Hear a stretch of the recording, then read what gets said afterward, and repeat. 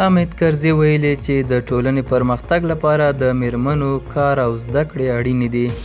په سلامونو مو هرکلی کوم، زموږ یوټیوب چینل ته پخیر راغلی. د لا بشپړو معلوماتو لپاره ویډیو راسره تر پایه وګورئ. پخواني ولسمشر حامد کرزي یو ځل بیا د نجونو پر مخ د ښوونځیو د پرانیستل کېدو غوښتنه کړې ده. د پخواني ولسمشر حامد کرزي له مطبوعاتي دفتره په خپره شوې اعلامیه کې راغلي چې نوموړي د خپل کار په دفتر کې د ملي محور ګوند له یو شمېر استازو سره کتلي دي. په دې لیدنه کې په هیواد کې پر روان وضعیت او د نجونو پر زده کړو او کار خبرې شوي دي. پخواني ولسمشر یو ځل بیا له مسؤلینو غوښتي څو د ښوونځیو دروازې په بشپړه توګه د افغان نجونو پر مخ پرانیزي او په خبره یې دوی ته د دې د کار زمینه برابر کړل شي.